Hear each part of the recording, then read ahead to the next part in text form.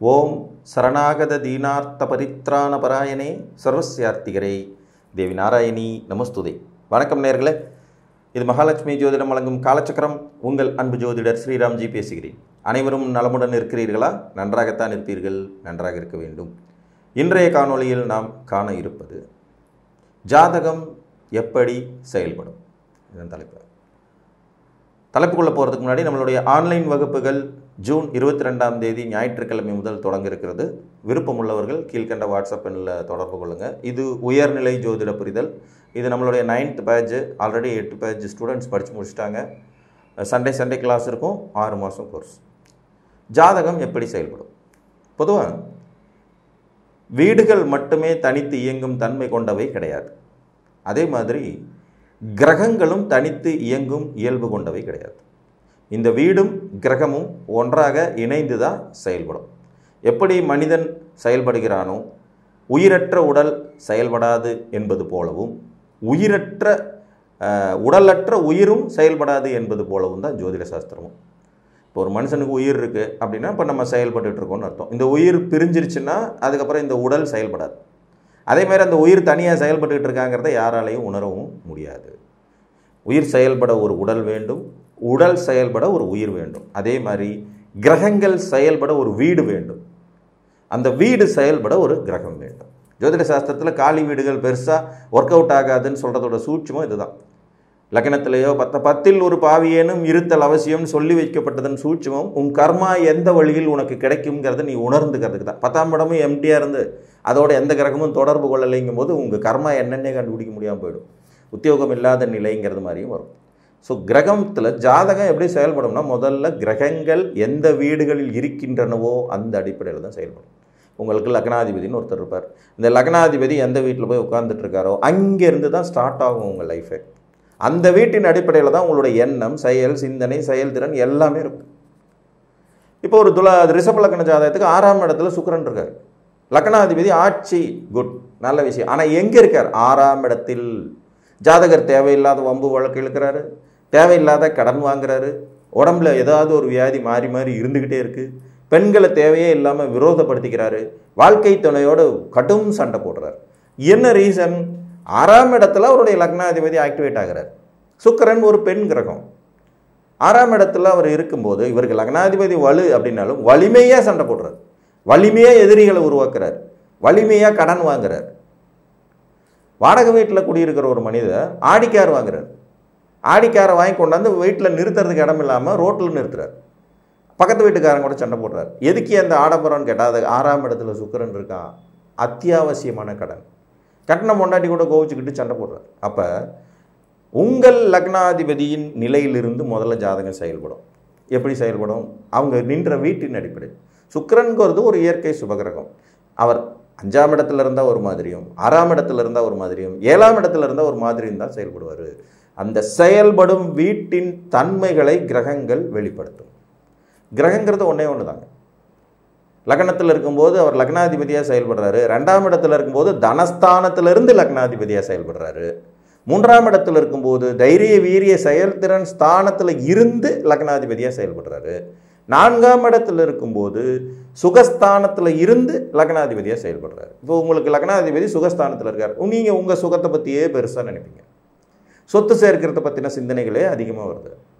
தாயாரின் நலனை அதிக கவனத்தோடு கண்டுபிடிக்கிறீங்க. சரி, அதுலேயும் இருக்கிற இன்னொரு நுணுக்கம் என்ன?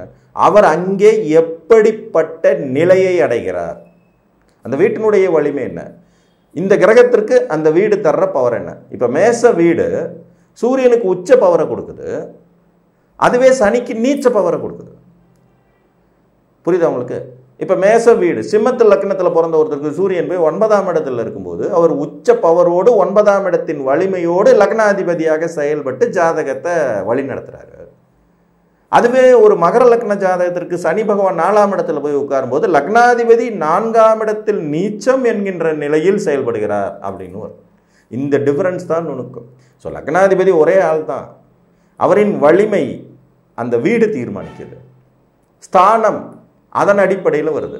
4ஆம் இடங்கிற ஸ்தானம், 6ஆம் இடங்கிற ஸ்தானம், 8ஆம் இடங்கிற ஸ்தானம் அடிப்படையில் ஒரு கிரகம் செயல்படுது. இப்போ ஒரு தனுசு லக்ன ஜாதகம் 8ஆம் இடத்துல குரு இருக்கார், உச்சம்.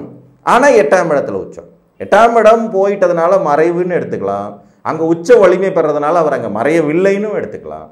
அதே நேரத்தில் 8ஆம் இடம் வாயிலாக தான் இந்த லக்னாதிபதி செயல்பட முடியுங்கிற விதியையும் எடுக்கணும். அப்போ 8ஆம் இடம் வாயிலாக செயல்படுற போது நீண்ட தூர பிரயாணம், திடீர் அதிர்ஷ்டத்தை எதிர்நோக்குது, வெளிநாட்டில் போய் செட்டில் ஆக வேண்டிய வாய்ப்பு, முற்றிலும் புதிய சூழலில் ஜாதகர் வசித்தால் மட்டுமே வெற்றிங்கிற சூட்சமம் இப்படி வரும். அப்போ லக்னாதிபதி எங்கே நிற்கிறாருங்கிற அடிப்படையிலையும் ஜாதகம் செயல்படும். இது அப்படியே தசாநாதருக்கும் பொருந்தும். இப்போ ஒரு சிம்ம லக்ன ஜாதகம், இந்த சிம்ம லக்னத்துக்கு குரு மகாதிசை நடக்குது, இவர் லக்னத்தில் இருக்கார். சிம்ம லக்னம், லக்னத்திலே குரு திக்பலம். இப்போ 5ஆம் இடத்திற்கும் 8ஆம் இடத்திற்கும் அதிபதி லக்னத்தில் அமர்ந்து 5ஆம் இடத்து வேலைகளையும் 8ஆம் இடத்து வேலைகளையும் செய்ய போறாரு. இப்படி தான் செயல்படும். லக்னத்தில் அவர் எப்படி இருக்கார்? திக்பலமாக இருக்காரு. நட்பு பகை வரிசையில் எப்படி இருக்கார்? அதிநட்பு நிலையில் இருக்காரு. அப்புறம் எங்கெங்க பார்க்குறாரு? குருவின் பார்வை தனது சொந்த வீடான 5ஆம் இடத்துக்கு கிடைக்கிறது. கலத்திரஸ்தானம் என்று சொல்லக்கூடிய 7ஆம் வீட்டுக்கு, கூட்டாளி ஸ்தானத்துக்கு, சமுதாய ஸ்தானத்துக்கு கிடைக்கிறது. பாக்கியஸ்தானம் என்கின்ற 9ஆம் இடத்துக்கு கிடைக்கிறது. 8ஆம் இடத்தின் பார்வையை தவிர்க்கிறாரு. அப்ப இந்த லக்னத்தில் உட்கார்ந்த குரு இந்த சிம்ம லக்னத்துக்கு தனது தசை காலத்தில் 5ஆம் இடத்தின் பலன்களை மிகுதியாகவும் 7, 9ஆம் இடத்தின் பலன்களை குறைவாகவும் 8ஆம் இடத்தின் பலன்களை அதை விட குறைவாகவும் தரப்போறாரு. இப்படிதான் பண்ணிக்கணும். இந்த மாதிரி தான் ஜாதகம் செயல்படும். அந்த லக்னத்துக்கு இவர் யாருங்கிற அடிப்படையில், அந்த வீட்டில் இவர் எந்த வலிமையை பெறுகிறாருங்கிற அடிப்படையில். சரி, இதே இன்னொரு உதாரணம் எடுத்துக்கலாம். அதே சிம்ம லக்ன ஜாதகம், அதே குரு மகாதிசை, 6ஆம் இடத்துல ஒரு நீச்சம், லக்னத்திற்கு மறைவு. 6ஆம் இடம் 8ஆம் இடம் பொதுவாக மறையும். இங்கே குரு நீச்சமாக இருக்கார். அவருக்கு ப்ராப்பரான நீச்ச பங்கம் எதுவும் கிடைக்கல. அப்போ 5ஆம் இடத்து பலன்கள் கெட்டு போகுது, 8ஆம் இடத்து பலன்கள் கெட்டு போகுது. 6ஆம் இடத்துல இவர் பலகீனமாக இருக்கிறனால 6ஆம் இடம் சார்ந்த விஷயங்கள் அதிகமாக நடக்குது. இப்போ இவர் கௌரவத்துக்காக கடன் வாங்கிறது, சொத்து சேர்ப்பதற்கு கடன் வாங்கிறது, பிள்ளைங்களை செட்டில் பண்ணுறதுக்கு கடன் வாங்கிறது, பூர்வீகம் வீணாவது, 5ஆம் இடம் சார்ந்த பலன் பூரா கெடுது இல்லையா? அப்போ அதுக்காகவே அதை சரி பண்ணுறதுக்கு கடன் பட வேண்டிய நிலைகளை சந்திக்கும் அமைப்பு.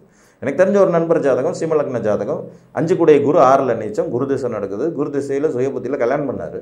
குரு திசை சுயபுத்தி முடிய போகிற நேரத்தில் கன்சீவ் ஆகி ஒரு குழந்தை பிறந்துச்சு, ஆண் குழந்தை, ஆட்டிசம் குறைபாடு. மூளையில் ஆப்ரேஷன் பண்ணணும், அதை பண்ணணும், இதை பண்ணணும்னு சொல்லி லட்சக்கணக்கில் செலவு பண்ணி பார்க்குறாரு. 5ஆம் இடத்தை அதிபதியை காப்பாற்ற 6ஆம் இடத்தின் வாயிலாக கடங்காரனாக தான் மிச்சம். சரியாகிற வாய்ப்புகள் ரொம்பவுமே குறைவாகத்தான் இருக்கு. இருந்தாலும் போராடிக்கிட்டே இருக்கார். ஸோ இப்படி செயல்படும்.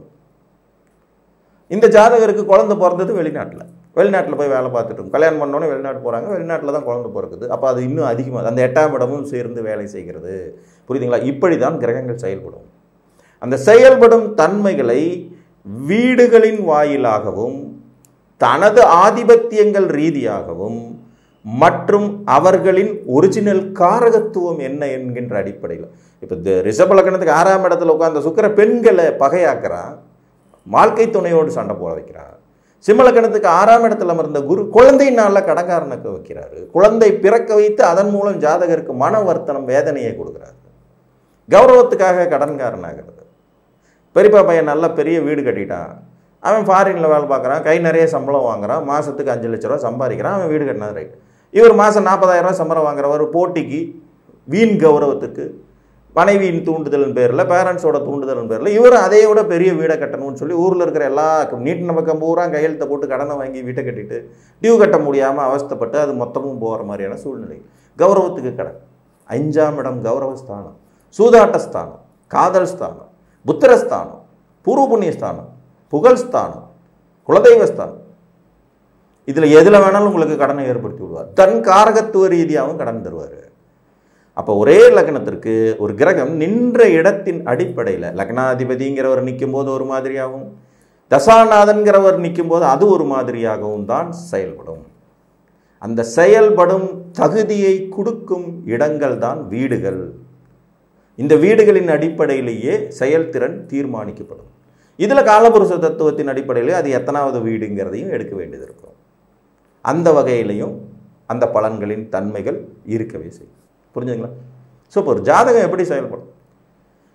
அந்த லக்னாதிபதியின் நிலை, அவர் எங்கே போய் அமர்ந்திருக்கார், அந்த வீடு அந்த லக்னாதிபதிக்கு ஆட்சி பலன் தருதா, உச்ச பலன் தருதா, நீச்ச பலன் தருதா, நட்பு பலன் தருதா, பகை பலம் தருகிறதாங்கிறத பொறுத்தும் ஒரு தசாநாதனின் செயல்திறன் அப்படிங்கிறது அந்த தசாநாதன் நின்ற வீட்டில் அவருக்கு கிடைக்கும் ஆட்சி வலுவா, உச்ச வலுவா, நீச்ச வலுவா, பகை வலுவா, மறைவு வலுவா அப்படிங்கிறதையும் பொறுத்தும் அந்த தசாநாதன் இந்த ஜாதகருக்கு எந்த வீடுகளின் ஆதிபத்தியத்தை தரப்போகிறார் என்பதை பொறுத்தும் செயல்படும் தன்மை கொண்டதாக இருக்கும். புரிஞ்சிச்சுங்களா?